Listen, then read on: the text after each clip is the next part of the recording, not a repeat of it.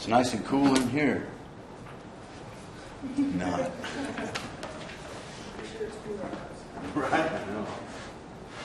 Especially this morning. It's nice this morning.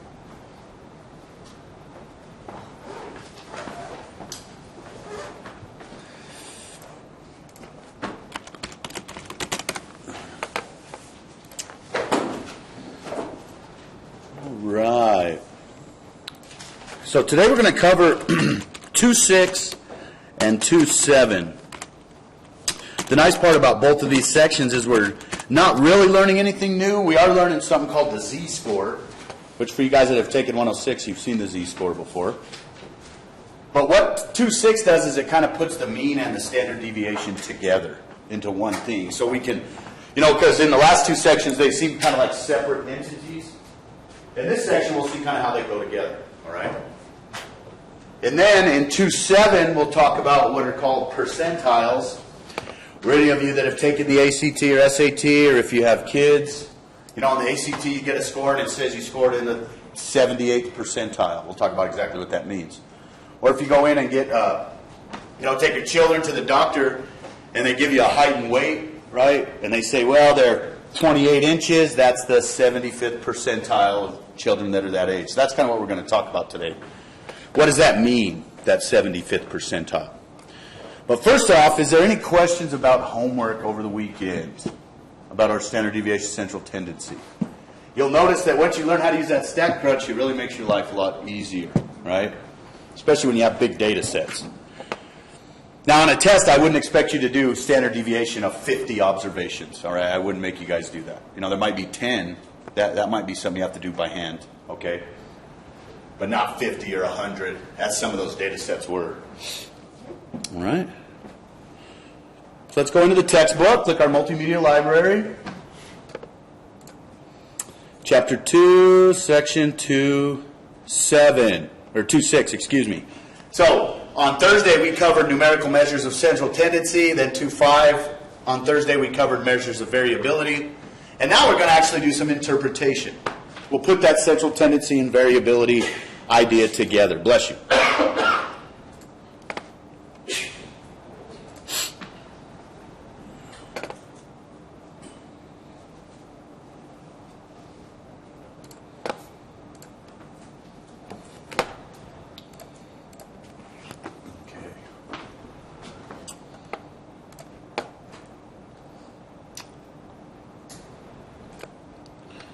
All right. So once again, if you want, if you feel like you need more practice on the stuff we go over, and there's not enough questions on the homework, there's about 10 questions per assignment. You feel like you need just a little more practice, you can always go into the textbook right here and do the odd problems. The reason I say do the odd problems is the answers are in the back of the book to the odd problems, all right? So this 89 active nuclear power plants, you could read through it, because this isn't one that was asked on your, or it might have been actually, I don't remember exactly. I've looked at so many problems. But you could go through this. A nice thing is it has this StatCrunch button where you can open it up directly in StatCrunch from the textbook. And so that's a really nice feature. So you look at that, boom, that quick, it pulled the data up. And I can go to Stat or Graph it and do it that quick. And then, in the back of the book, you can check for answers. Let me show you how to do that. Down here is the table of contents for the textbook. I know that's kind of small. But all the way down here at the bottom, short answers to selected odd exercises. There, you click that and go find your, what are we on, 66? And go find your section, chapter 1, chapter 2, and it just goes through, and there's the answers to the questions. It doesn't have every single odd question, but pretty much. Okay? I think this one was asked on your homework. Right? So something to be aware of. And to me, as long as you remember these few pages, I almost like this better than a textbook in the sense that it's easy to get to the pages. I mean, you remember a couple pages and boom, boom, it's back and forth. All right? So, there's some more practice if you need it. So that starts on page 795 is where the answers start to the odd questions. All right? And look, here's the answer to that, remember that rhinoceros one we did? Here's the answers to that one. All right? Okay. Now let's get to some of the fun stuff, the actual interpretation of the standard deviation. Because the standard deviation all by itself doesn't really tell us a whole lot. I mean, it's a nice, pretty thing, and it says, well, it tells us about the spread of data, but, I mean, what does a 2.1 standard deviation actually mean when we're talking about the spread of data? That's what we're going to actually talk about today. Everybody see that? Is that bright enough? Let me go one more zoom level. Okay. All right. We've seen that if we are comparing the variability of two samples selected from a population, the sample with the larger standard deviation is more variable of the two, right? So if we take two samples from a population, we take their standard deviations, we compute them through some method, and we find the one that has a bigger standard deviation is going to be more variable, right? It has more spread to it. It has a bigger standard deviation. Thus, we know how to interpret the standard deviation on a relative or comparative basis, but we haven't explained how it provides a measure of a single sample. Right? If I have two samples and know their standard deviation, it's easy to say one is more variable than the other. But what if we just have one sample? How do we say if it's variable or if it's a good sample? That's what we're going to talk about today. Okay? To understand how the standard deviation provides a measure of variability of a data set, consider the following questions. How many measurements are within two standard deviations of the mean? So let's just consider some dummy data set. All right? And I'm just going to draw a shape here. Maybe a data set that does something like that. And that could be a lot of different things. I mean, maybe the life of a fly could be this. When they die, age of death. A lot of flies die very early on, right? They only live for a couple days. But a few flies actually end up living for a long time. So this could be a distribution of the life of a fly. Now consider where this, if I took all the data in here, the time at death of all the flies, added all together, each day that the fly died, divided by the number of flies, I'd get the mean. So let's just consider that this is X bar, all right, our sample mean. What that's saying is we can compute a standard deviation and go to either side. So this would be one standard deviation above. So this would be X bar minus S would be this number. Right there. And this would be X bar plus S. So this would be one standard deviation above the mean and one standard deviation below the mean. And what I can do is take whatever this S is, which I can compute from the data set, and add it onto it again. So I'm going to take S bar, I'm going to add a standard deviation onto it, I'm going to add a second standard deviation onto it, plus 2S. Same thing over here, I could come back and say X bar minus 2S. So in here is all the data that is within two standard deviations of the mean. Notice how there's still a little bit of data sticking out, right? There's a little bit that's below two standard deviations and a little bit that's above two standard deviations, all right? Now this is not a normal symmetric mound-shaped distribution, right? This one is skewed which direction? Do we remember? Right. It's always towards the tail, right? This thing's skewed to the right. Now the first thing we're going to talk about, one rule we're going to talk about pertains to any data set. And then we'll talk about a rule that only pertains to mound-shaped distributions. Right, so that's kind of an idea of what we're going to talk about. And then you can really start to see what this confidence interval, right? How much confidence do I have in my measurements? Well, once I create this interval, then I can say I'm pretty confident that most of the data falls within it. And when I say most, that's just more than 50%.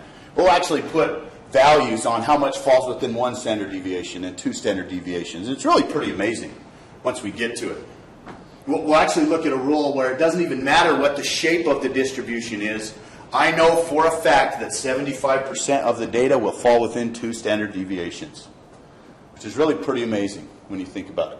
Because if your data is really spread out, then your standard deviation is going to be really big. All right? So let's go in and look at this. There's kind of a synopsis about what we're going to talk about today. How many measurements are within 1 standard deviation? How many are within 2? For any particular data set, we can answer these questions by counting the number of measurements in each interval, in each of the intervals.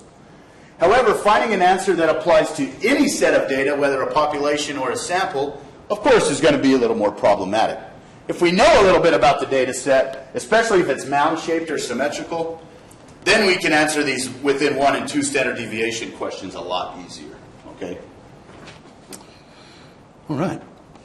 Tables 2.6 and 2.7 give 2 sets of answers to the questions of how many measurements fall within 1, 2, and 3 standard deviations of the mean.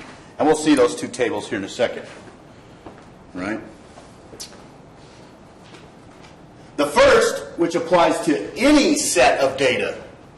So any set. So I don't even care about what the distribution is. It could be skewed right. It could be skewed left. It could be what we call uniform, where everything is exactly the same. Maybe like rolling a die. It could be something that's bimodal and has 2 different waves in it. It could be a lot of different things. All right. So this applies to any set of data. We don't need to know anything else about it. It's derived from a theorem proved by the Russian mathematician P.L. You pronounce this name Chebyshev. All right. So he was there during Imperial Russia. Right. This is before the revolution, back when the czars were in control. The second, which applies to mound-shaped symmetric distributions of data, which is what we're going to get to and deal a lot more with, is this mound-shaped symmetric stuff, for which the mean, median, mode are all the same, right? That's how we know something's symmetric, is the median, mode, and mean are all equal, right? When the mean is pulled a little bit to the right, which is what would happen in this case, right? The mean is going to be to the right of the median. That means it's skewed one way or another. Right, which doesn't happen in a mound-shaped distribution, is based upon empirical evidence that has accumulated over the years.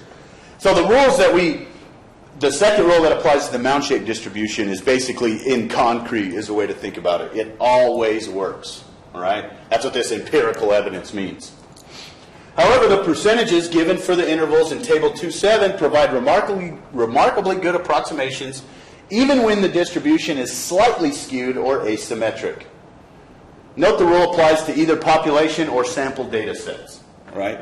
Doesn't matter if it's everybody or just a sample. If they're both mound-shaped distributions, whether it's the population or the sample, this will still apply.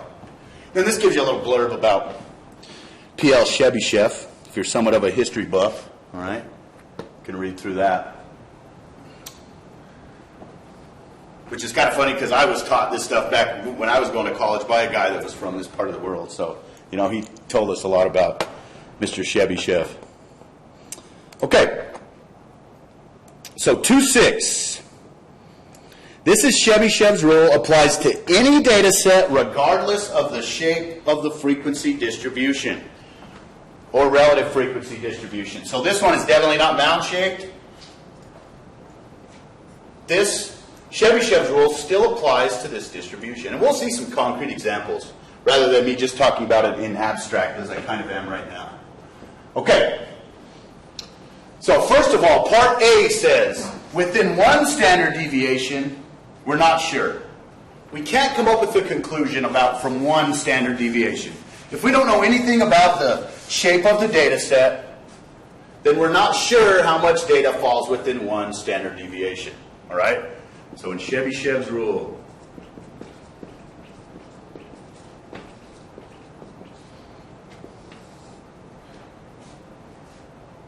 so it says, it is possible that very few of the measurements will fall within one standard deviation, i.e. we're not really sure, all right? So within one standard deviation, so that's what this is saying. X bar minus S, so one standard deviation below the mean, comma, to one standard deviation above the mean. That's what X bar plus S means. So I find out whatever my mean is, Maybe it's 30. My standard deviation is 3. So this would be 33. All right? And you guys seen a lot of this if you took 106, right? We created these type of intervals a lot. Okay? So we're not sure, and not sure isn't a very mathematical statement, so I'm going to go ahead and just rewrite what we have here. So very few, and I'll put the word could fall within one standard deviation of the mean. One standard deviation about the mean.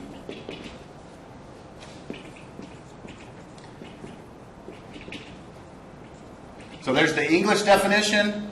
The mathematical is x bar minus s, comma, x bar plus s. So we don't really know about one standard deviation. Now when we get to talking about mound-shaped distributions, we can put an actual value on one standard deviation. And notice that it's true for either samples, which are Arabic letters, or populations, which are Greek letters. All right? So you could conversely put x bar minus s, x bar plus s, or put mu minus sigma, comma, mu plus sigma. That looks like a 6, not a sigma. Okay? Those two things mean the same. One's just talking about a sample, one's talking about a population. So very few could fall within one standard deviation. We don't have a value. But we do have a value for 2 standard deviations. It says that no matter the shape of the data set, we know that at least 3/4, what is that as a percentage? You got 3 out of 4 on a test. So 0.75 would be the relative frequency. As a percentage, it would be 75%. Right. So we could say 75% of the observations, let me put a line right here, fall within 2 standard deviations about the mean. So that's the English definition. The mathematical definition is x bar minus 2s. So that's just our standard deviation times 2, which is what they have written here. Comma, so this is an interval right here. That is not an ordered pair that you put on a graph, all right? That's not an xy coordinate. This is an interval. X bar minus 2s, comma, x bar plus 2s. So that's really pretty amazing. No matter what you do, if you go out and collect observations, as long as what you're collecting data about is the same every time, right? You can't go find the temperature at noon and then go find the temperature at midnight and compare those things. You'd have to do the temperature at noon for, say, 30 days, all right?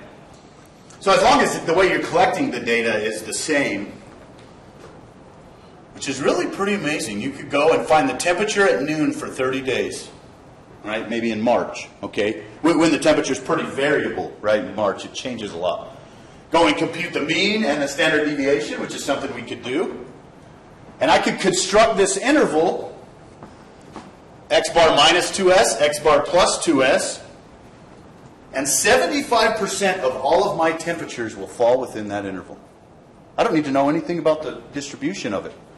Because some days it'll be 75, 78, probably 80. Some days it'd be probably pretty cool, right? 60 or so. Which is really a pretty amazing thing, right? So that's within 2 standard deviations. So the way to remember Chebyshev's is we don't know for 1, 75% for 2, and finally 8/9% for 3. Well, if we wanted to interpret that as a percentage, it's not a perfect decimal like 3/4 is, right? What is 8/9 on your calculator? Right, 88.8888888, right? It repeats forever. So we'll just call it 88.9. Okay? So part C says, I know I'm getting kind of low right here. Can everybody see this? So C says 88.9% of observations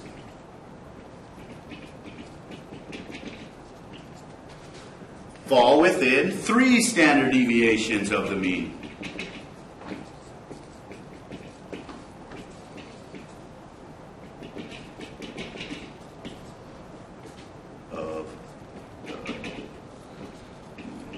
So there's the English definition of it. The statistical would be x bar minus 3s, comma, x bar plus 3s. Or mu minus 3s, or 3 sigma, whether we're dealing with a sample or a population.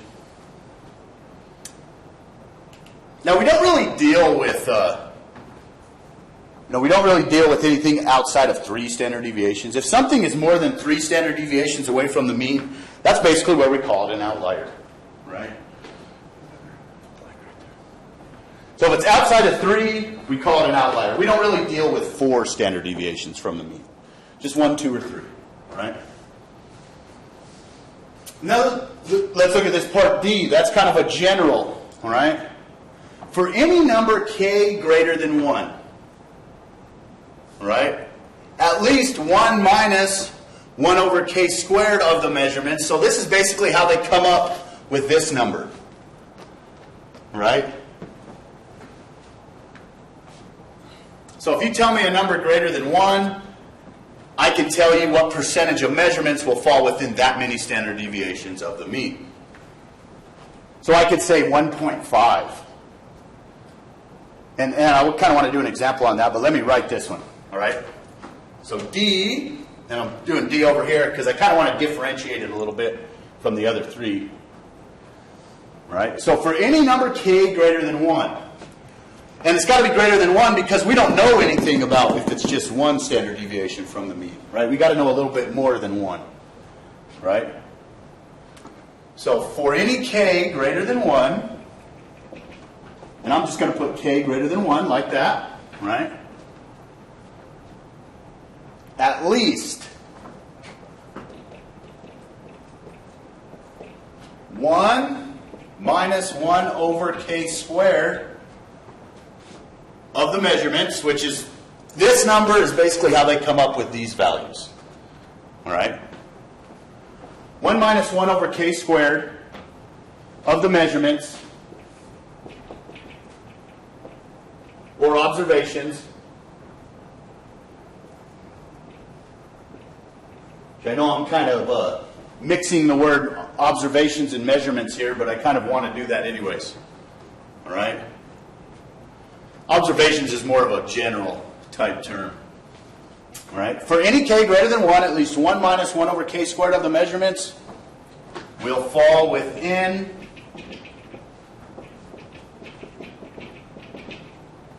k standard deviations of the mean.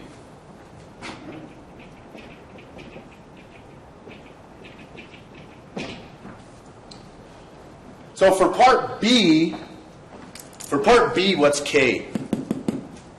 How many standard deviations from the mean is part B talking about?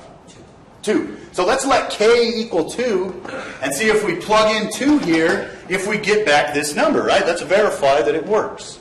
All right? So let k equal 2. Here, I'm going to kind of slide this over. Everybody have this written down? So for any k greater than 1, 2 is definitely greater than 1. At least 1 minus 1 over k squared of the measurements will fall within k standard deviations of the mean. So let's let k equal 2. All right? So let k equal 2. All right? So let's plug k into here. So 1 minus 1 over k squared equals what? We let k equal 2.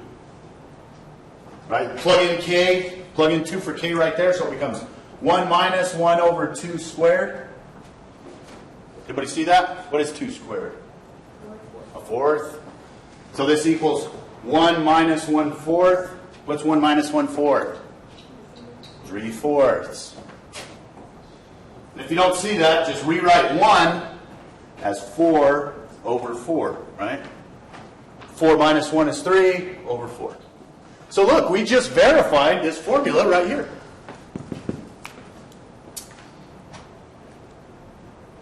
That's what it's saying. So pick any k greater than 1. So say, well, how many observations fall within 1.5 standard deviations? You'd let k be 1.5 and plug it in right there. Now we would expect it to be, is 1.5 standard deviations, is it closer or farther than 2 standard deviations? Is it less area or more area?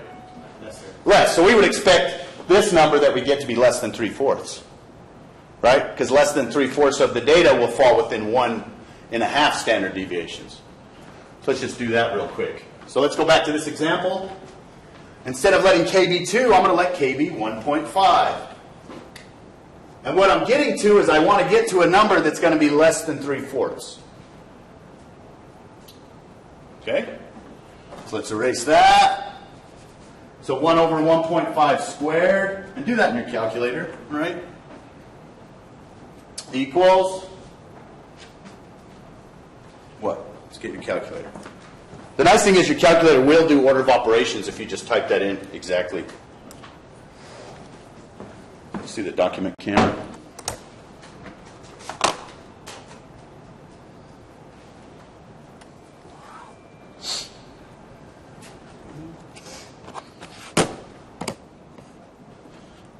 So we would expect this number to be less than 0.75.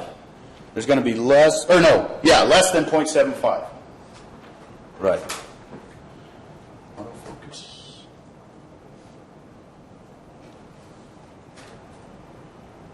So I'm just typing this right here into the calculator. 1 minus 1 divided by 1.5 squared. Is that going to work for my order of operations?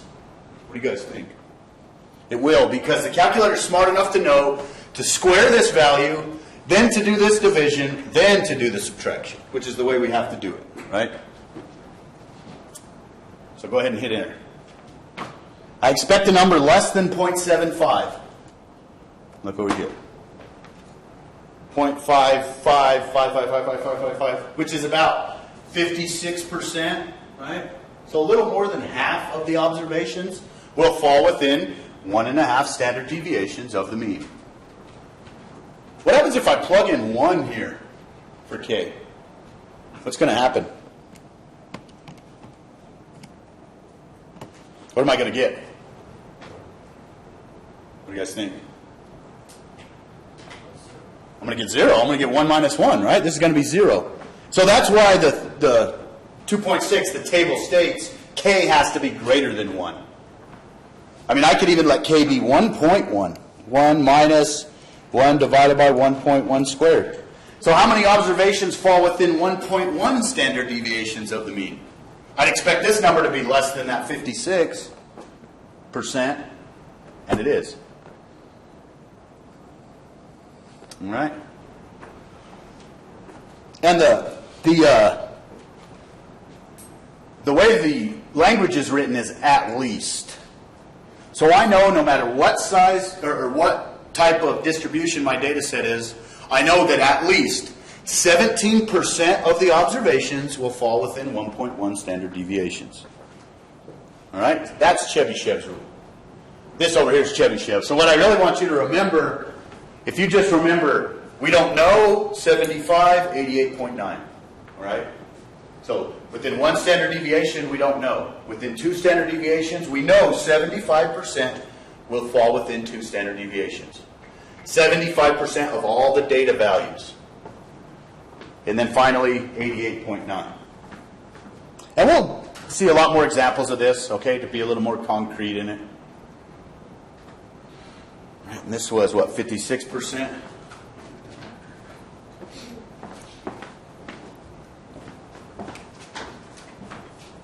This was approximately 56%. So a little more than half of the data would fall within 1.5 standard deviations. Now, when we go to symmetric mound-shaped distributions, these numbers get a lot bigger. All right? A lot more data falls within 1, 2, and 3 standard deviations. Which makes sense, because when it's symmetric, the mean, median, and mode are all together, right? So most of the data is going to be clustered right around the mean. That's where most of it's going to take place.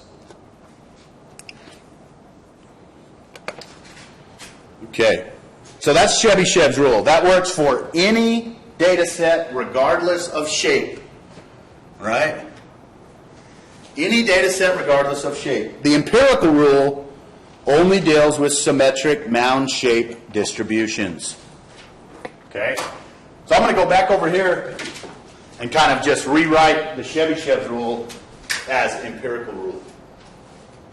So this only works when we know the distribution is mound-shaped. The way we know it's mound-shaped is the mean and median are equal. All right? So part A says, for Chebyshev's, we had no idea how much fell within one standard deviation. For empirical, we do know how much falls within one standard deviation. The answer is 68%.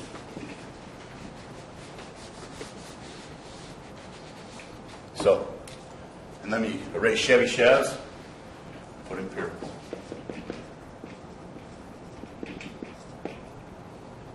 68% of observations or of measurements, right? Of my data is a way to think about it. 68% of all the data values, 68% of observations fall within one standard deviation about the mean of. And notice this is not going to change.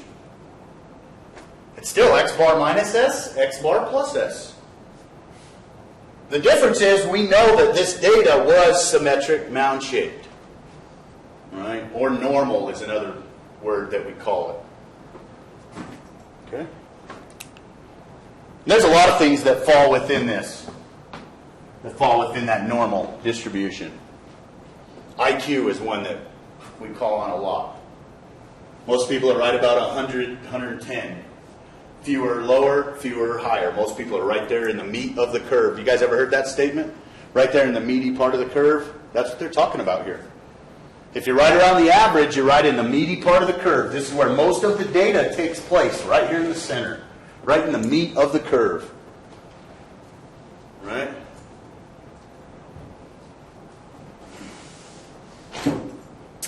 So that's part A. Two standard deviations goes from 75% in Chebyshev's all the way up to 95% in empirical. So that's a big jump. Practically all of the data lies within two standard deviations of the mean. Nearly all of it.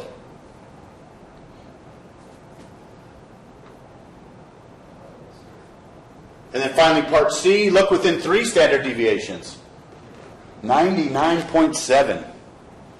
I mean, that's all for practical purposes, right? So come back down here, erase your 88.9, and write in 99.7.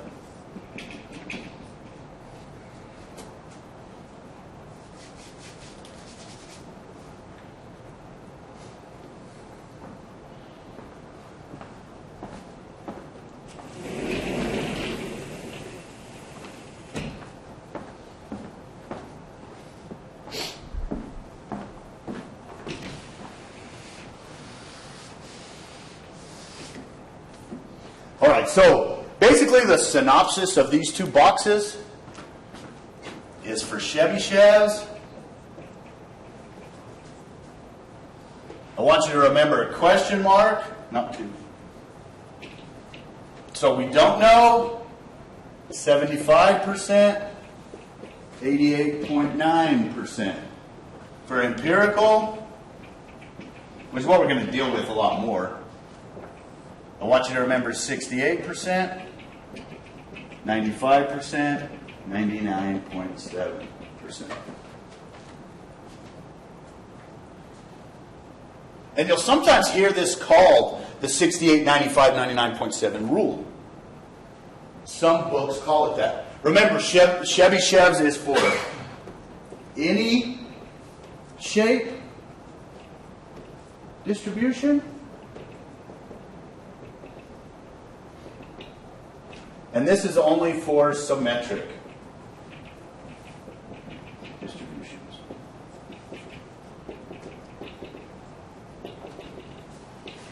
Okay. I know it's symmetric because the mean equals the median. It's the same as the mode as well. So you can see here that the empirical is a lot stronger, right? It's got a lot more strong, its characteristics are a lot stronger as far as telling me where the data is lying. This is kind of what the confidence is. If I know my distribution is normal, this means I basically have 95% confidence that all of the data is going to fall within 2 standard deviations of the mean. That's what it's talking about. Okay? So this is 1 standard deviation, 2 standard deviations, 3 standard deviations. 1 standard deviation, 2 standard deviations, 3 standard deviations. Okay? Now we haven't really done any examples on this. We haven't actually seen it yet. That's where we're going to get to next. Okay?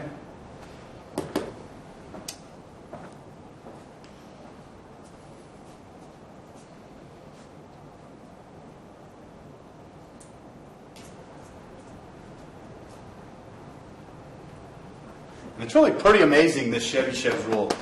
You know, you could take average test scores in a class. Take all the test scores, find the average, find the standard deviation. Create this interval of 2 standard deviations above the mean, 2 standard deviations below the mean, and then count all the tests that fall within that interval, and it'll be approximately 75%. At least 75. It could be more, but it won't be less. That's what it's saying. That's what the words "at least" means, right? Right here. See how it says "at least"? At least 33 out of 4, or 75%. Okay, let's look at an example. So here we go. 30 students in an experimental psychology class use various techniques to train a rat to move through a maze. Probably the first one is to put cheese on one side, right? Or some type of food. At the end of the course, each student's rat is timed as it negotiates the maze. So this distribution is probably not going to be normal. I mean, the times could be pretty small, they could be big, right? There's really no systematic effort. You know, maybe some of the students spend a lot of time training the rat. I mean, look at this one. This one only took 0.6 units in minutes, so 0.6 minutes. It's a little more than 30 seconds, right? That's what that's saying. Because our units here are in minutes. So 0.6 minutes does not mean 60 seconds, right? That means 0.6 of a minute, right? Which would be about 36 seconds, right? Okay. Our listed in table 2.8. Determine the fraction of the 30 measurements in the interval x plus or minus s, x plus or minus 2s, and x plus or minus 3s. So this notation basically just puts together this negative and positive interval. That's what that notation's doing. It's just writing it all in one kind of concise way. So this means within 1 standard deviation of the mean, within 2 standard deviations of the mean, and within 3 standard deviations of the mean.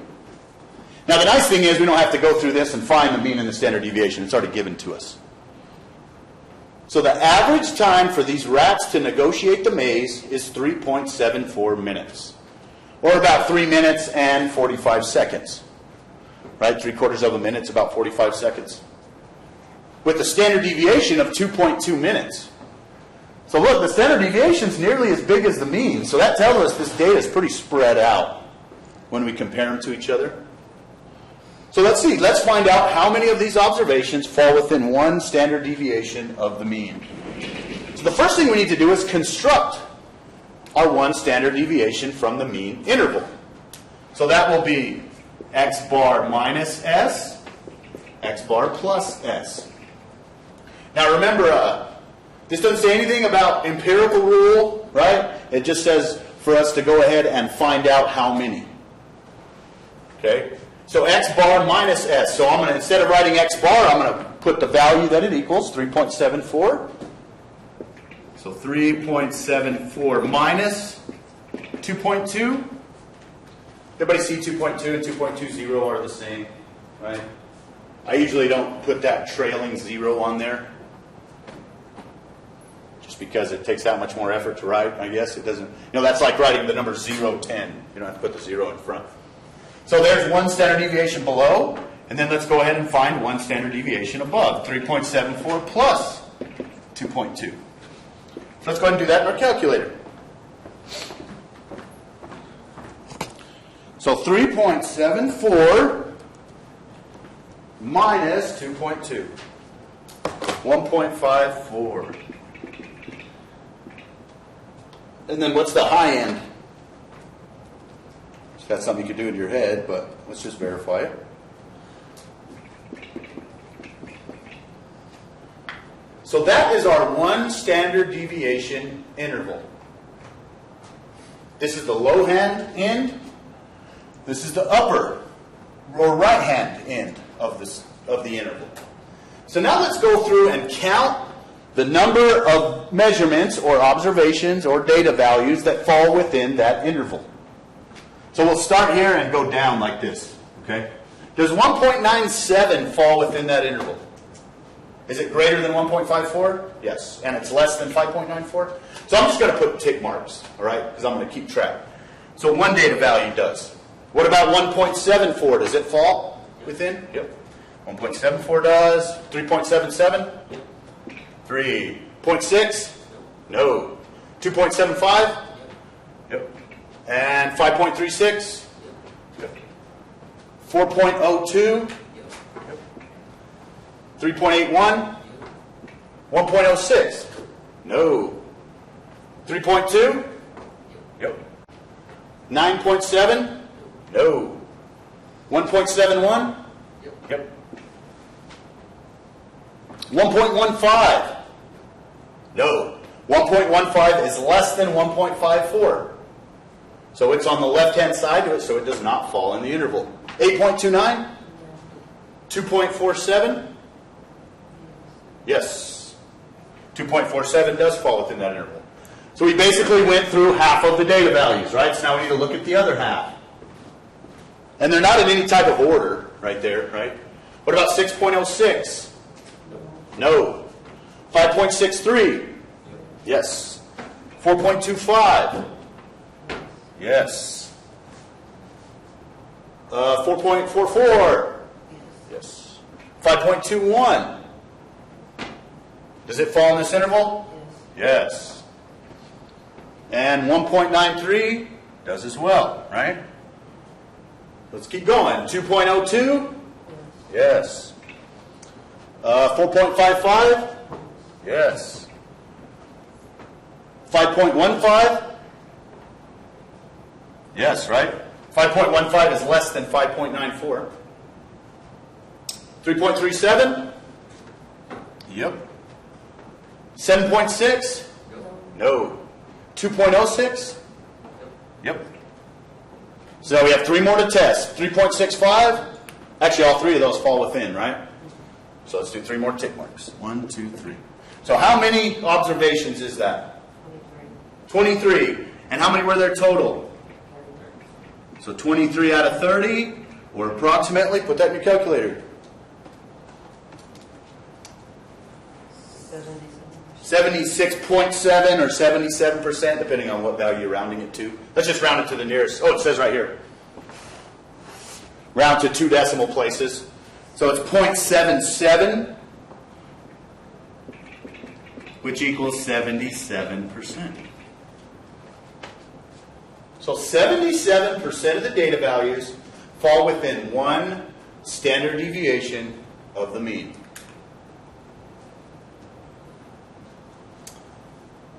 If I take away 2.2 from this number, is it going to be negative? So if I did 2 standard deviations, if I can slide this. So let's just go ahead and see about 2 standard deviations. So let's do x bar minus 2s. So does everybody see that? 77% of all data values, of all these data values, fall within one standard deviation of the mean. 23 out of 30. Let's go ahead and do it for 2 standard deviations. So we have x bar minus 2s, comma, x bar plus 2s. So it becomes 3.74 minus 2 times 2.2. Or I could have taken this value right here, this 1.54, and just subtract 2.2 from it again. Same thing, right? Let's go ahead and do it using the formula. Comma, 3.74 plus 2 times 2.2.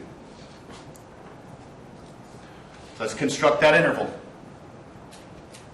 So 3.74 minus 2 times 2.2. This piece right here doesn't have to have any parentheses, right? Because your calculator is going to do that multiplication first and then do the subtraction.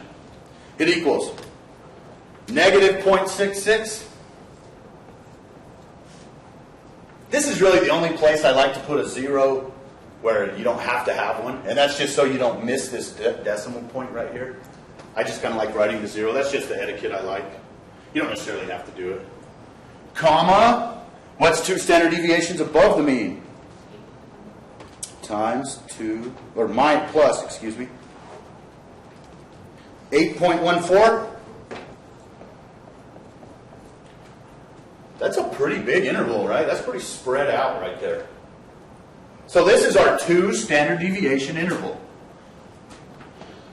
I don't know anything about the shape of this distribution, so just from the empirical rule, I would think that at least 75% have to fall within that. But we've already found for 1 standard deviation, we've actually found that this actually fits the empirical rule more than it fits Chebyshev's.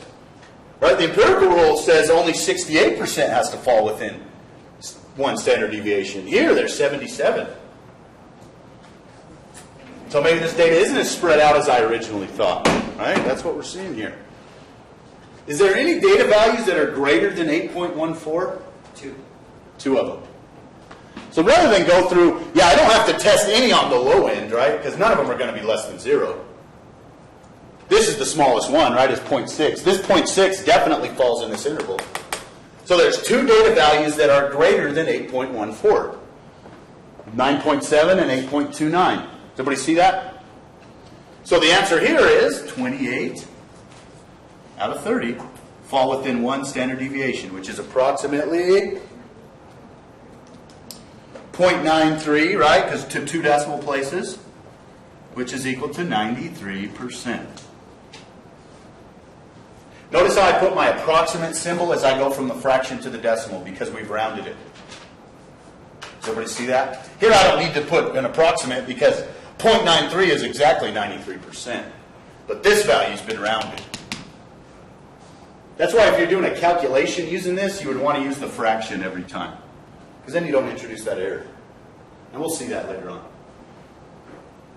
So 93% of all of my data values fall within 2 standard deviations, which actually violates this law. This says that 95% should be within 2 standard deviations.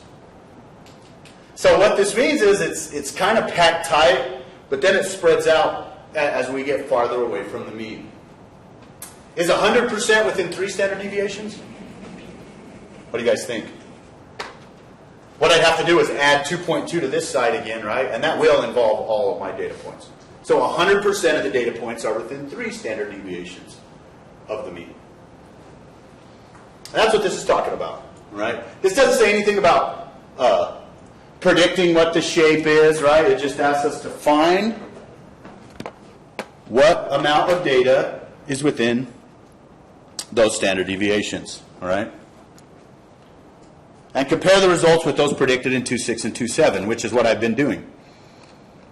So it's actually was a lot stronger than this one, but it was weaker than this one, right? And in both cases, it was stronger than the empirical rule. Or than Chebyshev's rule, excuse me. Because we had, for 1, we had 77, and for 2, we had 93. And for 3, we had 100%. So they were all stronger than Chebyshev's rule. So I would say here that this data is approximately normal. Right? And we can actually go through and find what the median value is, right? And determine if it's close to this 3.74. So we count the number of data points that are below it. Let's just do that real quick. How many data points fall below the mean? Because we want there to be about 15, right? We want 15 to be below and 15 to be above. because that means the median and the mean are approximately equal. So let's count the number of data points that fall below 3.74. And this is going to help us with our quartile stuff in the next section. So let's count the number that fall below the mean. 1, 2, that one doesn't. 3, 4, 5, 6, 7, 8, 9. Nope. No. 10, 11, 12, 13, 14, 15, 16. So 16 fall below, 14 fall above. So it's not exactly equal, but it's pretty close. You see that? The mean basically, the mean splits this data set in half, approximately, not exactly, but pretty close. So the mean will be slightly to the left of our mean. The median will be slightly to the left of the mean. Right? Because 16 fall below the mean and 14 fall above. But not by much. Not by much at all. There's 30 data points here, right? So we'd have to find the two middle ones and divide it in half. As we put it in ascending order, which looks like 3.77 and 3.65. So you take those two and divide them in half. It's going to be, what, about 3.72? So I mean slightly below. Okay? And you'll get a lot more practice with that stuff. Okay. So there we go. We spent 20 minutes talking about this one example. All right? But I really went in depth, right? Talked about each piece. Is there a mode in this data set? Is there a value that appears more than once? It's kind of hard to tell just by glancing at it, but no, I don't think so. None of them. So there is no mode in this data set. Now, which, in something like this, you wouldn't expect them to be exactly the same. Now, what if I rounded it to the nearest minute? Of course there would be a mode in that case, right? That's why whenever you do, depends on the situation what unit you go to, right? If you're doing quarter-mile drag strip racing, they want it down to the thousandth of a second, right? Because that's kind of how you differentiate between them. Whereas opposed to, say, running the mile, right? They don't tell you the fractions of a second you run the mile in. It's basically just minutes and seconds, right? Which in the Olympics, they might give you a fraction of a second for the mile, but I don't think I've seen that. So here's the data that we just came up with. Right? Look, there's our first one. It goes through, does 23 over 30, or 77%. So this is the example I just did. Within 2 standard deviations would be this interval from negative 0.66 to 8.14, which is exactly what I have here. Notice. And 28 out of 30, or 93%. Approximately 93% are within 2 standard deviations. And finally, all of them are within 3 standard deviations. These 1, 2, and 3 standard deviation percentages, 77, 93, and 100, agree fairly well with the approximations of the empirical rule given by 2.7.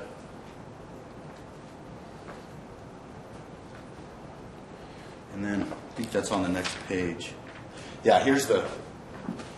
So look back. If you look at the Minitab frequency histogram, so what they've done here is that, look what their intervals are. They're basically, look how they put the endpoint right in the center here in this histogram. Do you guys see that? So anything that's 1 minute or less,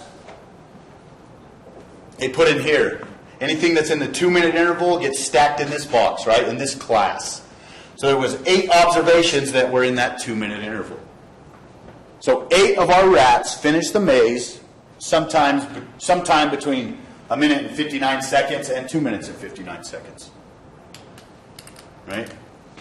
And it goes down. You'll notice it says, you'll note the distribution is not really mound-shaped, nor is it extremely skewed. Thus, we get reasonably good results from the mound-shaped approximation. Of course, we know from Chevyshev's rule that no matter what the shape of the distribution, we would expect at least 75% and at least 89% of the measurements to fall within 2 and 3 standard deviations. Which this definitely happened, right? Ours was 93% and 100%. So it did pass Chevyshev's rule. You guys see that?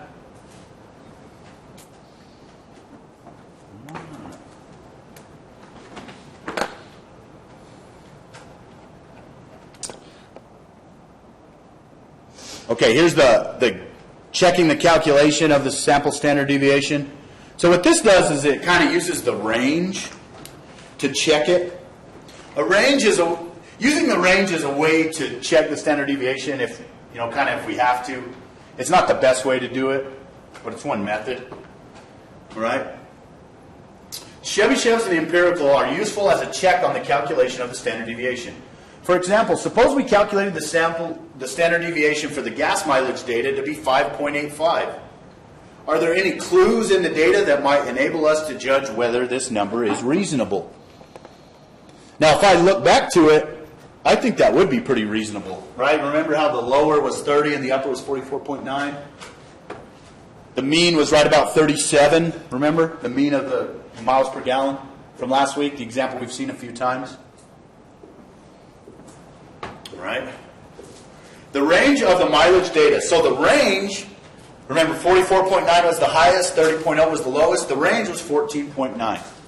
Every observation fell within 30 up to 44.9, which is a range of 14.9 miles per gallon.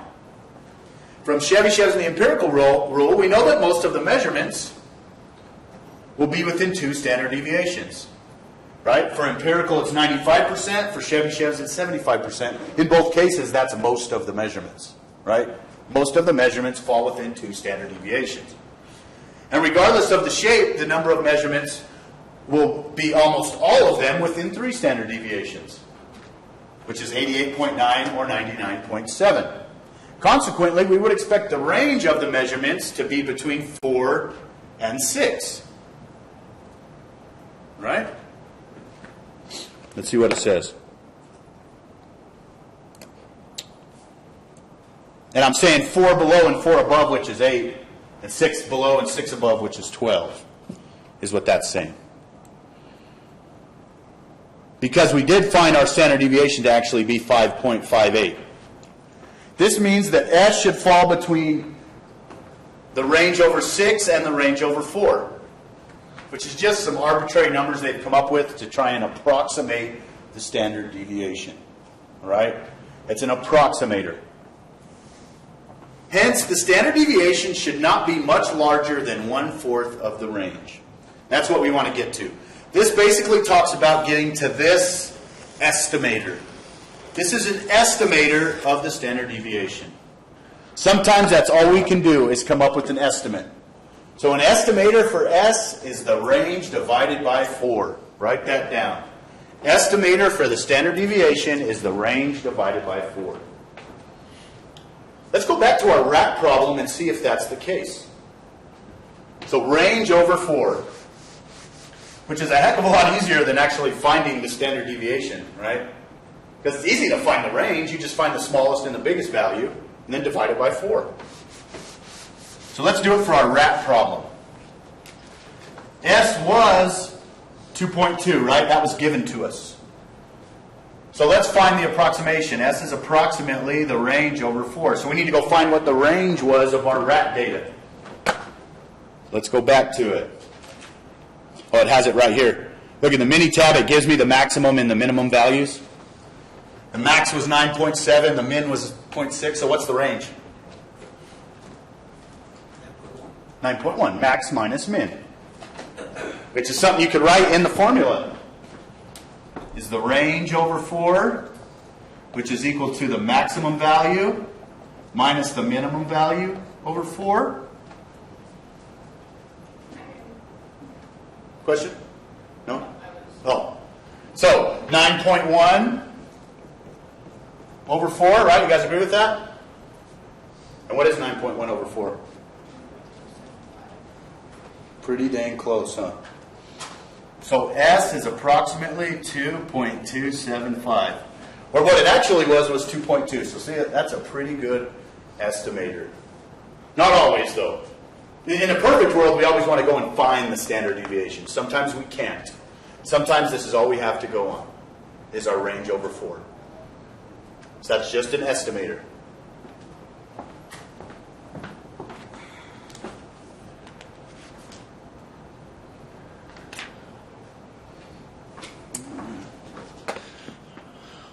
So all of this we've built up to. Up to this point, we've only talked about what making an inference is, right? We've only said, well, what it is we use all of our data and try and predict what's going to happen in the future. Let's actually do an example where we talk about making an inference. So we're going to be given some data, and we're going to say, be asked a question, and we're going to have to answer that question. All right? So automobile batteries. Automobile battery life is approximately mound-shaped. Most of them are about 2 years. Sometimes you get what we call a lemon, right, and it doesn't last very long. Sometimes you get lucky, or you don't drive your car very much, right, or you don't live in extreme weather, and it lasts for a long time.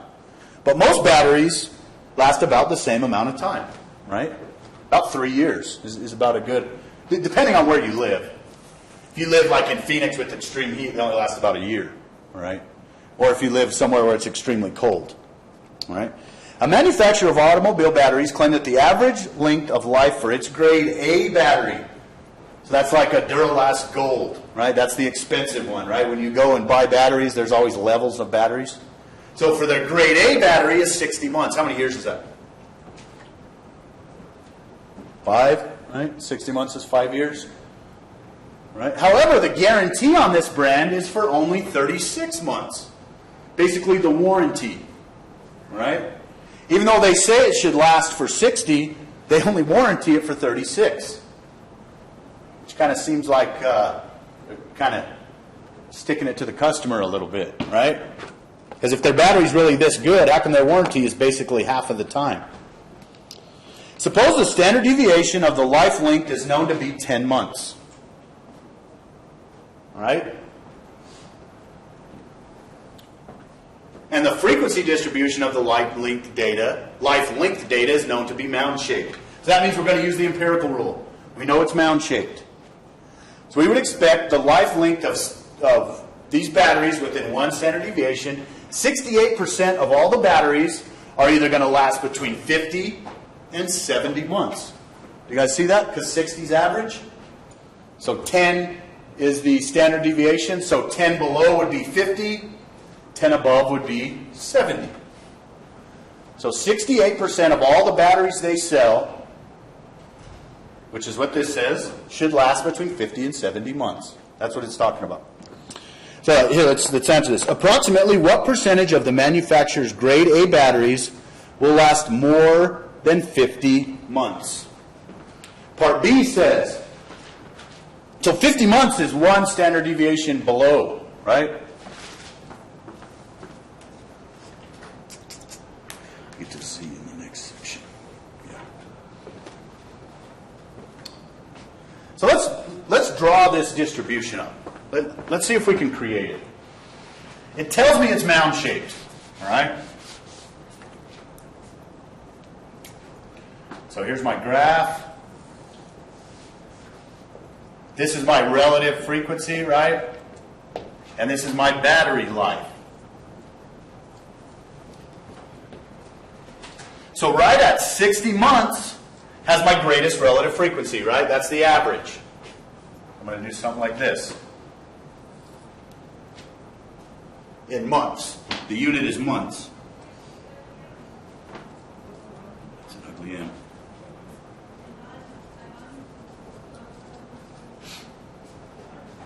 So that's the mean, right? Which is equal to the median, which is equal to the mode, because it tells us that it's approximately mound-shaped. Right? It tells me, so I know my x bar is 60 and my s is 10. Right? And this actually might be population. Yes, this is population. This is not sample. So let's change that. It doesn't say a sample of batteries. It says all batteries. So we're going to go from x bar to mu and from s to sigma. It doesn't say a sample of batteries. It says all batteries. So that's why we go to mu and sigma here. Does everybody see that? What's going on? All right. So the standard deviation is 10. So one standard deviation below the mean is 50. 2 standard deviation below the mean is 40. 3 standard deviations below the mean is 30. Is everybody following that, right? So 1 standard deviation above the mean is what? 70. 2 standard deviations above the mean is 80. And 3 standard deviations is 90.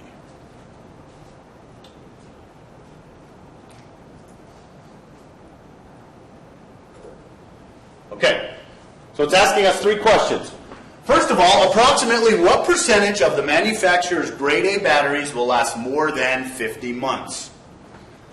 So what that's meaning is, how many batteries are in this interval, right? From 50 and over? That's the percentage that will last more than 50 months. Now, I haven't broken this down into percentages yet. That's something we're going to see here coming up. But the percentages within here come directly from the empirical rule. All right? That's how we can answer these questions, is by using the empirical rule. The second question says, approximately what percentage of the manufacturer's batteries will last less than 40 months? So here's 40 months. Remember, that's 2 standard deviations, right? Because that's sigma, this is 2 sigma, this is 3 sigma. And I'm going to put minus because it's below. This is mu. This is mu plus sigma plus 2 sigma. Dang it. I say sigma and then write an S. And then plus 3 sigma. So basically, another way to think about this question is, what percentage of batteries fall below 2 standard deviations below the mean? And then part C says, suppose your battery lasts 37 months, what could you infer about the manufacturer's claim? So we'll answer that one last. Let's answer A and B first. Okay? So I want to look at this chart that's right below. Solution. If the distribution of life length is assumed to be mound-shaped, we are assuming it's mound-shaped because it's told, bless you, it's told us that. Okay? If it hasn't told us to assume to be mound-shaped, we would have to use Chebyshev's rule here. Okay? With a mean of 60 and a standard deviation of 10, it would appear as shown in figure 2.25, which is right below this. Note that we can take advantage of the fact that the mound-shaped distributions are approximately symmetric about the mean, so that the percentages given by the empirical rule can be split equally between the halves of the distribution on each side of the mean. Does everybody see that half of all the batteries are below the mean and half are above, right? Because we said the mean and the median were equal. So I would expect that half of all the batteries produced would last less than 60 months, and half would last more than 60 months.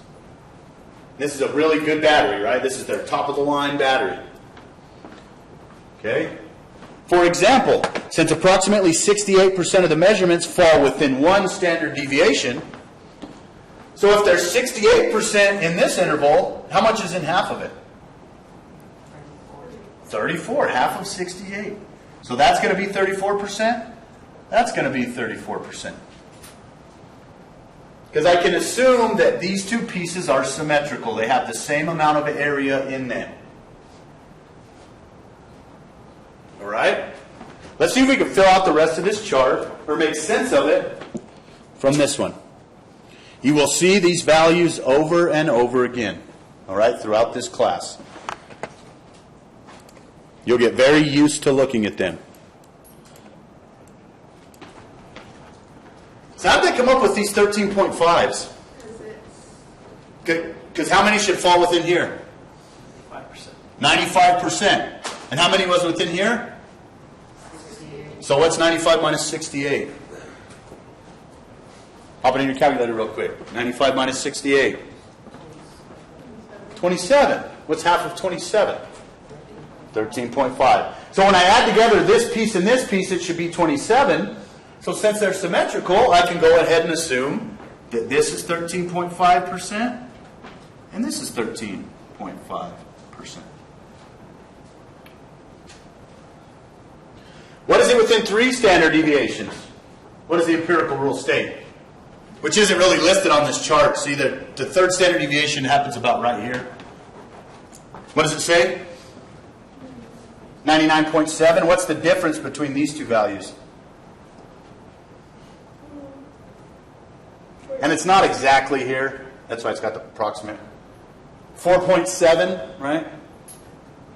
Is the difference between 95 and 99.7. Or roughly, 4.7 is pretty close to 5. And that's why they do half of 5, which is 2.5%. Really, if we were going to be perfect, it would be what? It would be half of 4.7, which is what?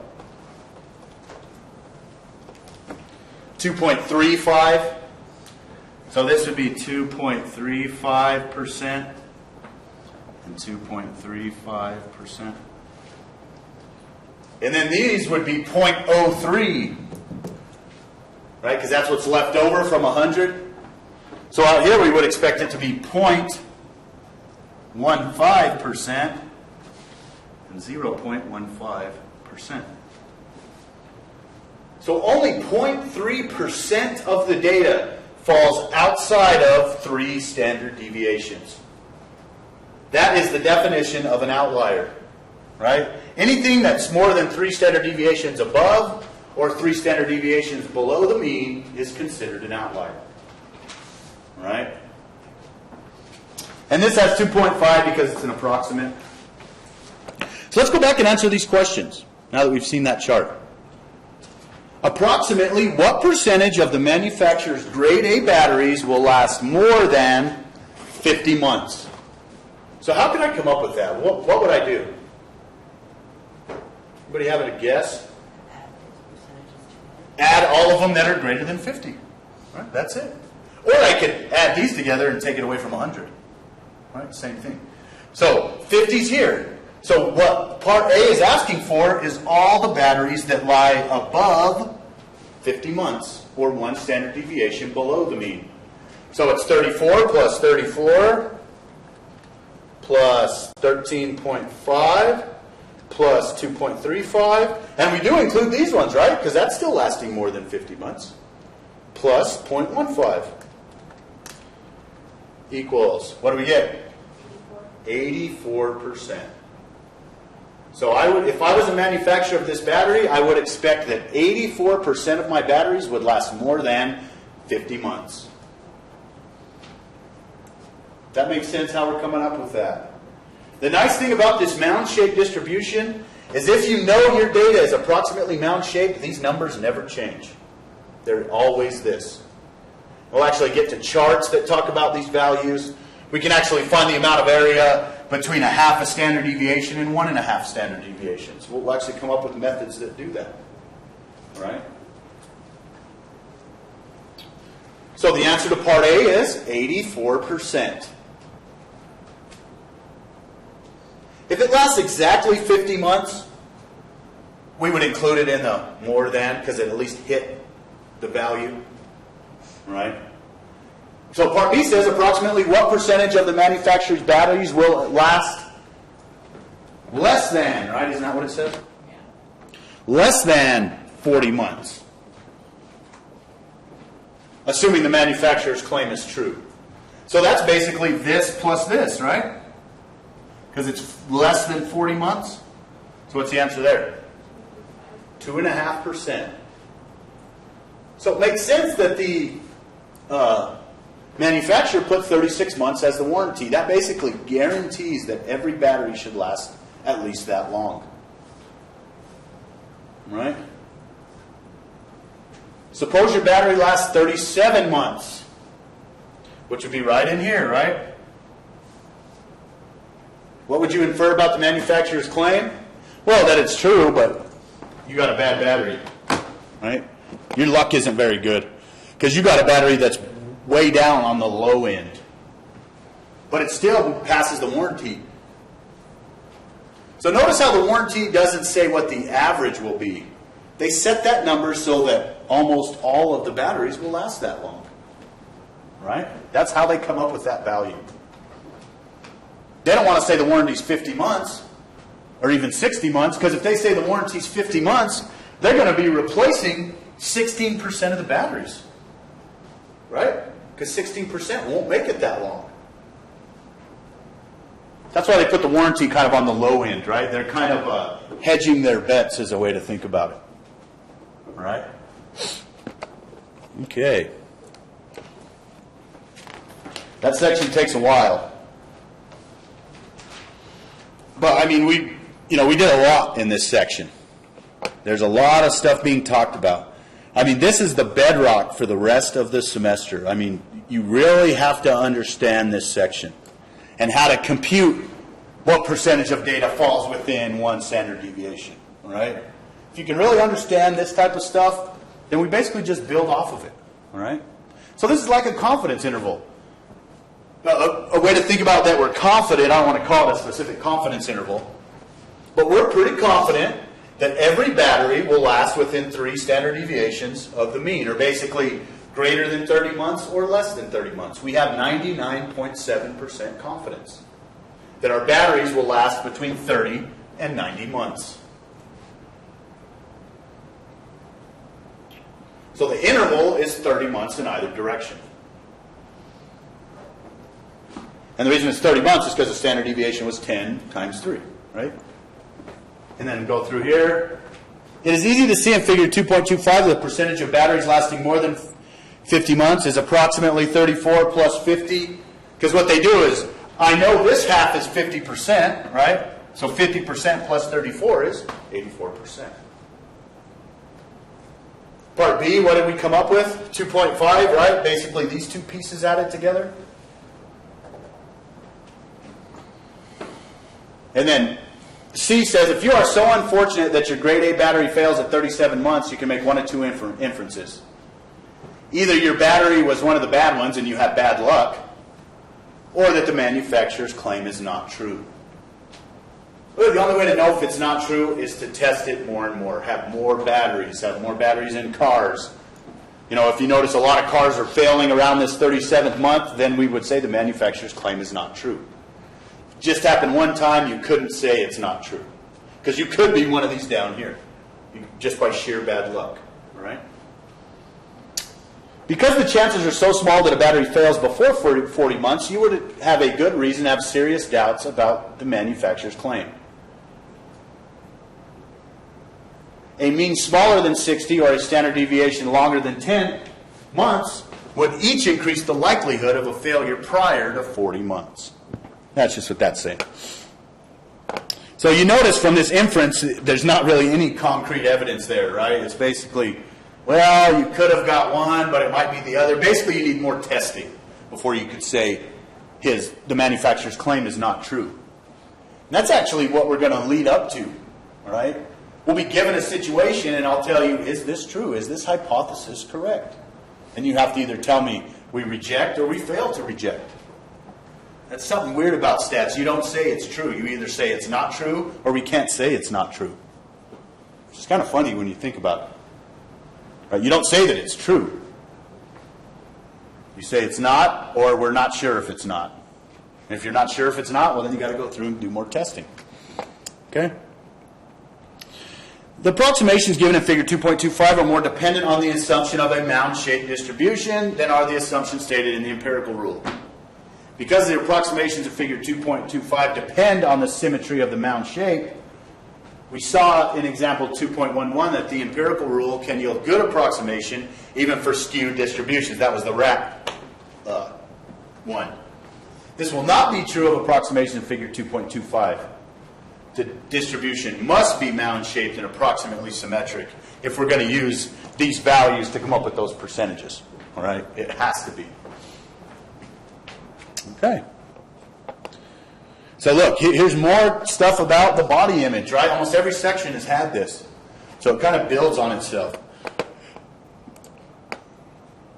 Then it has another one. Oh, same thing. So notice that males have a lot bigger range for being confident in their body, especially on the high end, right? It's just something we've seen. I mean, psychologists can attest to that, right?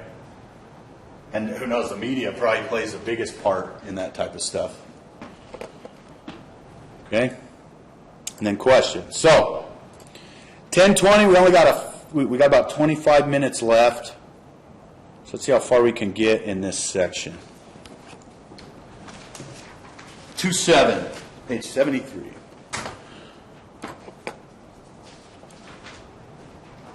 So there's lots of practice on doing this stuff in your homework, all right?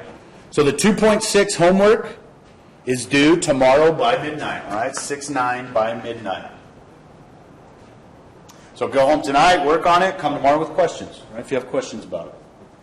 At the very last question, it actually asks you, do you believe the claim or do you not believe the claim? So you got to go through and do all this math, right? Determine what percentage should be, and then take your specific example that they give you in the question, and you have to say it's true or not. All right? So you basically put all this stuff together. Okay? This section is not nearly as intense as that one. All right. So, we've seen that numerical measures of central tendency and variability describe the general nature of a quantitative data set. Dealing with quantitative data sets here. All right? In addition, we may be interested in describing the relative quantitative location of a particular measurement within a data set. We call these measures of relative standing. Where do you stand relative to everything else? All right? Descriptive measures of the relationship of a measurement to the rest of the data are called measures of relative standing. One measure of relative standing of a measurement is its percentile ranking. And percentile is really a pretty simple definition. Let's look at it right here. So you guys write this down. For any set of n measurements, right, whether there's 100, 30, 200, 1,000. So for any set of n measurements, of course it has to be arranged in ascending or descending order, usually ascending, smallest to biggest. All right? Bless you. The pth percentile, so the 10th percentile or the 20th percentile or the 90th percentile, right, which I said as an example when you go in and get your kids measured at the doctor, right, they give you a height and they say, well, it's in the 58th percentile. What does that mean? Well, that means that the pth percentile is a number such that p% of the measurements fall below that number, and the opposite, what we're going to end up calling the complement, right, and we'll introduce that word a little bit later, fall above it. So if you're in the 90th percentile, that means 90%, maybe on the ACT you scored in the 90th percentile. That means 90% of the people that took the ACT scored below you, and 10% scored above you. That's what percentile means.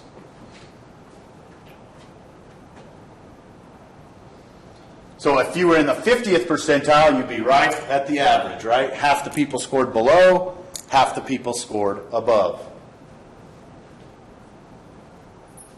They do that type of stuff in the military testing, right? They tell you what percentile you rank in. I mean, they do this when they compare universities throughout the United States. Right? Stanford is in the 99th percentile because 99% of all the general scores from universities around the country score below what they scored at Stanford. Right? So that's what percentile means. P% of the measurements fall below that number. So whatever I tell you for the percentile, that's what percent fall below it. All right? Not above it. So if your child's in the 80th percentile with height, that means all the children in the United States that are that age, 80% of them are shorter and 20% are taller. That's what that's saying. So you'd be above average in height, is what you would say in that case. Does that make sense? What the percentile is? It's really a pretty simple description. Okay. I want to get to Z-score. Refer to the water level task deviations for the 40 subjects in Table 2.4. I'm not even sure what that exactly is. So this is just talking about, in Table 2.4, an SPS printout describing the data is shown in Figure 2.27. Locate the 25th percentile and the 95th percentile on the printout and interpret the associated values. Right? So weighted average, Tukey's hinges. So so basically your weighted average, if you were at a 2 in the water level task, you would be in the 25th percentile. That means 25% of the people that did it fall below you, 75% fall above you. I mean, you could do this for lifting weights, right? Take people, of course, you'd have to only monitor people that are approximately the same body size. You know, they wouldn't, if we were doing bench press, I wouldn't be in the same group as a teenage person. Of course, you'd have to be similar in whoever's doing the task. And 24.8 means you score in the 95th percentile, right? So maybe in the discus throw, right? If you guys did track or something when you were in school. If you throw it 100 feet, that's pretty high, I think, or 120. You can tell what percentile you're in. And this is kind of how they determine who goes to state. You have to score above a certain value to go to the state tournament. And they basically determine, well, it's about the 80th percentile, it's about the cutoff. If you score above the 80th percentile, you get to go to state. I'm pretty sure that's what it was. I don't know what it is anymore. Right? So the interpretation means 25% fall less than a 2, 95% are greater than 24.8. I'm not even sure exactly what those numbers are, but we're just interpreting the values. And 7 is right in the middle. So if 7's in the middle, it would be okay to assume that 14 would be 100, but notice it's not. Right? If 7 was in the middle. So it really depends on the certain situation. So you have to resist that temptation to the 50th percentile being 7, just double it to be 100. That's not the case. All right.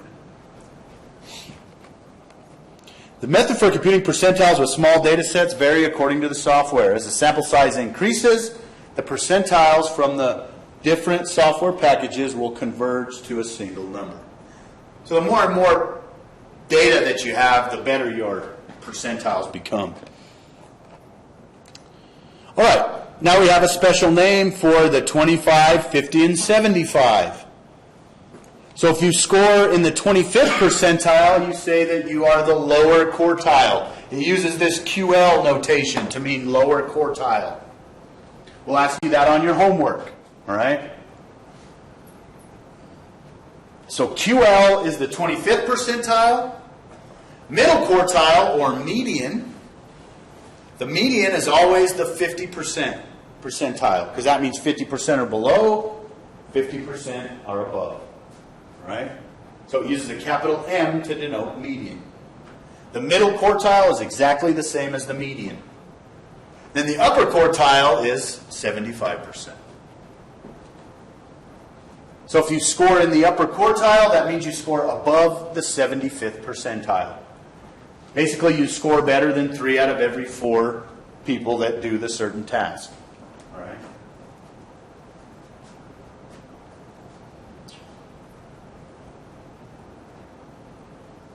Percentiles that partition data set into 4 categories. Each category containing exactly 25% of the measurements are called quartiles. You see why they're called quartiles? There's the word quart. Quart is short for quarter. Right? Just like a quart, you go get a Gatorade, which now they're not quarts anymore. Now they're like 28 ounces, but they used to be 32 ounces. That's a quart. That's a quarter of a gallon. Right? So 32 ounces is a quarter of a gallon. Quartiles mean we split it into fourths, which is exactly what's going on right here. So notice this data set is not mound-shaped symmetric. Which way is it skewed? Right. To the right. It's always where the tail is. Right? It's skewed to the right because these outliers are pulling the median that direction. Right? Or the mean, not the median. The median doesn't get pulled. The mean is being pulled that direction, but the median's right there in the center. 50% above, 50% below. So when it's symmetric, the median and the mean are equal, right? And we don't have an exact value for the lower quartile. Right? It would actually occur at about 0.8 standard deviations is where that happens. And we'll see that when we get into that a little bit further. Because this is 34% right here, right? So 25 is less than that. So it's about 0.8 is roughly about where it happens. Okay? When I say 0.8, I'm talking standard deviations. So quartiles divided up into quarters. All right? Make sense? Why they use the word quart? Now, where that comes from to mean a fourth is a whole nother ball of wax. So there's another relative standing in popular use is what's called the z-score. What the z-score does is rather than give us this value of 70, which only pertains to this particular situation, it's basically a way to cast every situation to be distance from the mean. So whatever the z-score is the number of standard deviations from the mean. Whatever the standard deviation happens to be. The standard deviation might be 1,000,000. This is just talking the number of standard deviations. Another measure of relative standing in popular use is the z-score. As you can see in the following definition, the z-score makes use of the mean and standard deviation of a data set in order to specify the relative location of the measurement. So what the z-score tells us is the distance from the mean in standard deviations. The unit of the z is standard deviations. I don't care what the standard deviation is. I just want to know how many of them there are. Whether the standard deviation is 10, like in this example, or if it's 2.2, like it was in that rat example. All right? So the z is the number of standard deviations from the mean. Okay? Z can be negative because it can be standard deviations below the mean. So that would be a negative value. If z was -1, that means one standard deviation below the mean. So 50 will have a z-score of -1. So what I want to do with this battery life problem, I'm going to erase this, and I'm going to write in the z-scores. Let's actually find them. So this is battery life.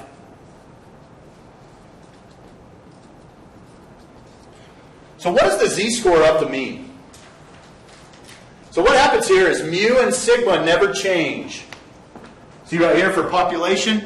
For this case, mu is always going to be 60, sigma is always going to be 10. X is whatever value we're trying to switch. Right? So let's do this one. So when I plug in 60 for Z, or for X, let's do that one.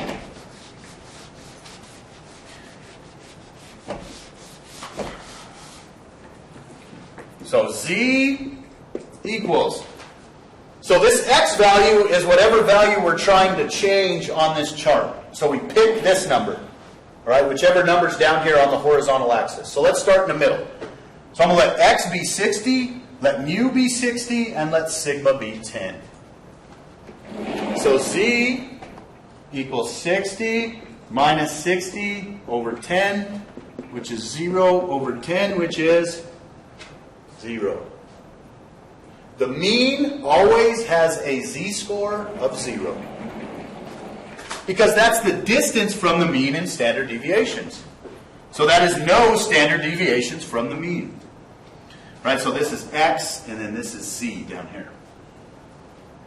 So when X is 70, what's Z going to be? Go back to here. So Z equals 70 minus 60 over 10. You guys remember doing this in 106?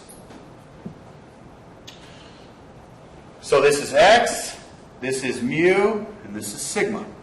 Notice how it's got population and sample. The mean and the standard deviation still go in the exact same spot. Do we see that? So what's 70 minus 60? Well, it's 10 over 10, which is 1. So when Z is 1, that implies 1 standard deviation above the mean. And that's what I was saying when I talked about 0.8.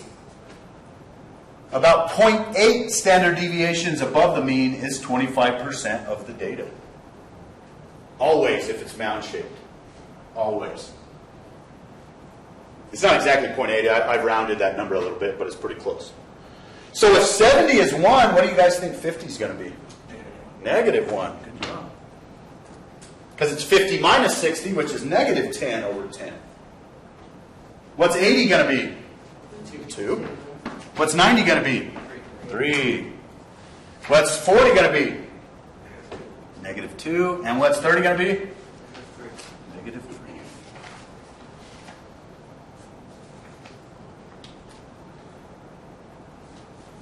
This z-score is very useful when we're testing our hypotheses that we're going to get to. You know, when I'm testing to see if this battery manufacturer knows what he's talking about. I have to convert his 60 months and 10 as the standard deviation into this z-score. Because I have charts that tell me about the z-score. All right? It's basically a way to make every normal distribution look the same. Right? It's basically a way to take it where the mean was 60 and to pull it back to where the mean's at 0. It's a lot easier when the mean is 0. Our computations are much more easy. All right? It's just easier dealing with 0. It's easier to add things to it. It's easier to subtract things from it. All right? It's just a general way to do it. Okay? So let's look at the next page. Getting pretty close. We're about 10 minutes left. Note that the z-score is calculated by just subtracting x bar from the measurement x and then dividing the result by sigma. So when we divide by sigma, that's when it really makes it relative, right? When we divide that by 10, so 60 minus 60 over 10, the mean will always be 0. The z-score of the mean will always be 0. Which makes sense because we're subtracting the same two numbers in the numerator. Okay? So let's look at an example. So the final result, the z-score, represents the distance between a given measurement x and the mean expressed in standard deviations. So the distance is the number of standard deviations from the mean. Z is a distance, the unit is standard deviations. Right? Just like when we drive to Clovis, it writes 15 on the sign. 15 is the distance. What are the units? Miles. Z, the units, are standard deviations. Okay? So here's a sample. Notice it tells us sample, so we're using x bar and s. We're not using mu and sigma because it tells us it's a sample. Okay? Suppose a sample of 200 high school seniors' verbal SAT scores is selected. I think a perfect is 800. Is that right? Anybody know? I'm pretty sure a perfect score is 800. Right? The mean and standard deviation are as follows. So the average SAT score is 550. We don't know enough about it to say if 550 is the 50th percentile yet. All right? But SAT scores are pretty normal. Okay? Most people score right at here, less and less score less than that, less and less score more than that. So it is approximately normal. Because what the SAT is trying to do is determine, right, level of intelligence, IQ, which is normally distributed as well. So suppose Joe Smith scores 475. Is 475 less than or greater than 550? So it's below the mean. So I expect the z-score to be negative. Does everybody see all these values that fall below the mean have a negative z-score? So that's the first thing we need to look for. If we get to it and Joe's z-score is not negative, we've done something wrong. Okay? So let's find his z-score. So here's x, here's x bar, here's s. Let me do it right here on this thing.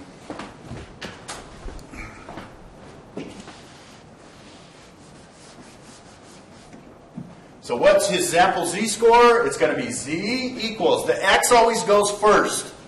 It's always x minus x bar, not x bar minus x. So it's 475 minus 550 over 75. We get negative 75, right, in the numerator? Negative 75 over 75 equals negative 1. Joe's z-score for his SAT is negative 1. That means he is 1 standard deviation below the mean. Right? Another way to think about it is 86% of the people that took the ACT scored higher than him. All right? If it's normal, which we haven't explicitly shown that it is normal. But SAT scores are pretty normal. Right? So these values in here do not change. Really, the only stuff that changes is these x values right here, right? The mean and the sigma. The amount of area under the curve does not change. That's what this is saying too. If I was going to let all of this area under the curve be 100%, 34% of the area is right there. That's another way to think about it. All right? Now, in order to find this area, we'd have to use some methods, right? It kind of looks like a trapezoid. Remember finding an area of a trapezoid way back in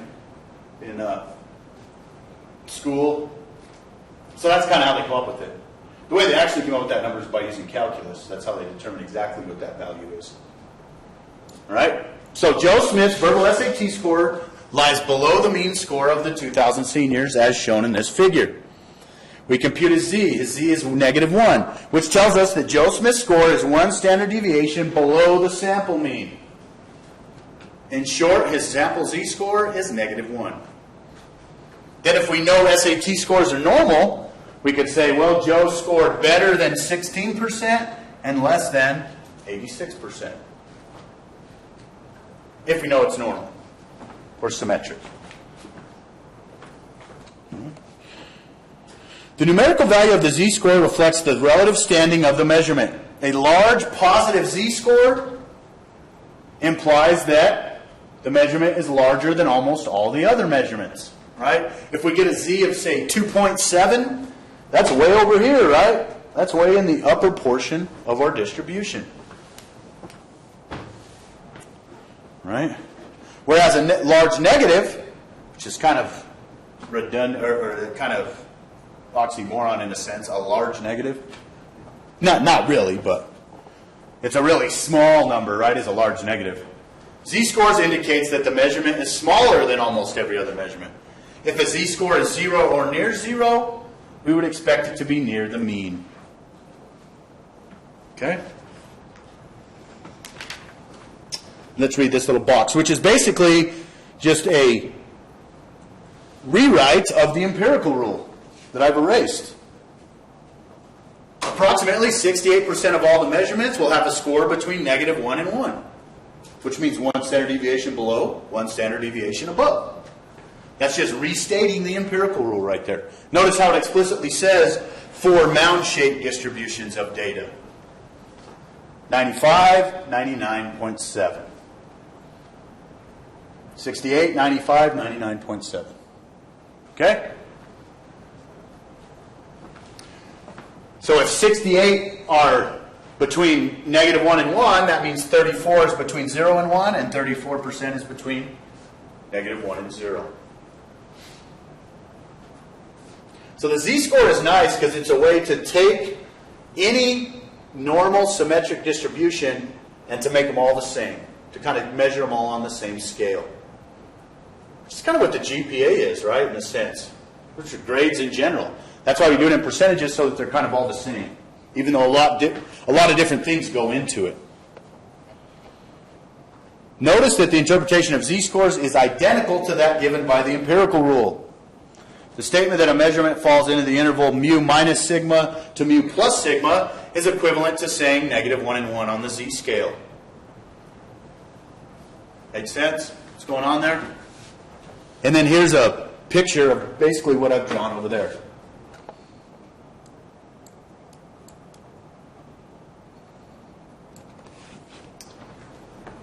So if something appears at the mu, its z-score is 0. At the mean, its z-score is 0. If something is 1 standard deviation above the mean, its z-score is positive 1. If it's 1 standard deviation below the mean, its z-score is negative 1. So I could go in here and write 34%, 34%, right? Just like has been written over there. And we're going to see that until we're blue in the face. If you guys have been through 106, you've seen that chart a lot, right? This 34% thing right here.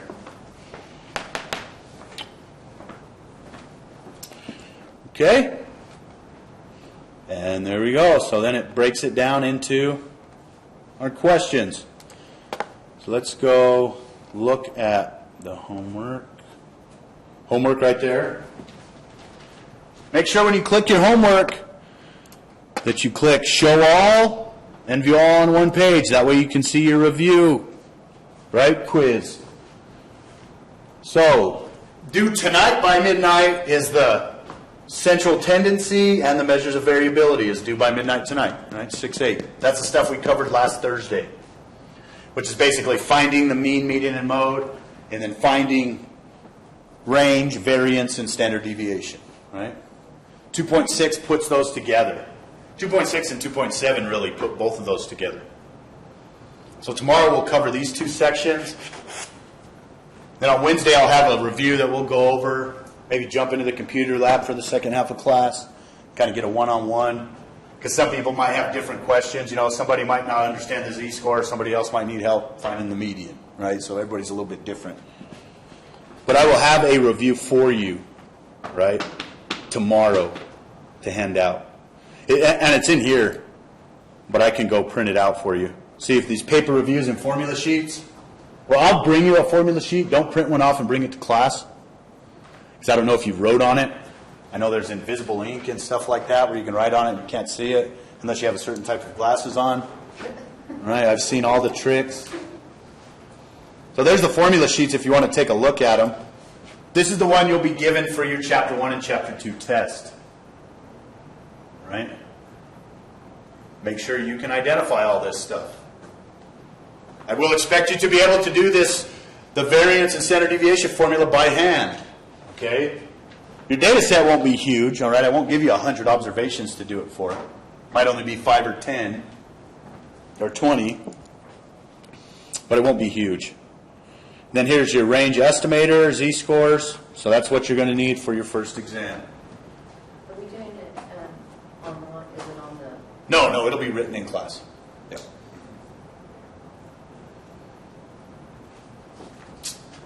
And then the review is right here as well. Exam 1 review. Where it doesn't have example problems, it just has, which I find these type of reviews better, where I can point you in the right direction, stuff that you have to be able to identify. We haven't got to this box plot, inner quartile, outer fences. That's the stuff we'll talk about tomorrow. Right? Box and whisker. Okay? Chapter 1's a lot of definitions. Right? And then this NC means you'll get it on your formula sheet.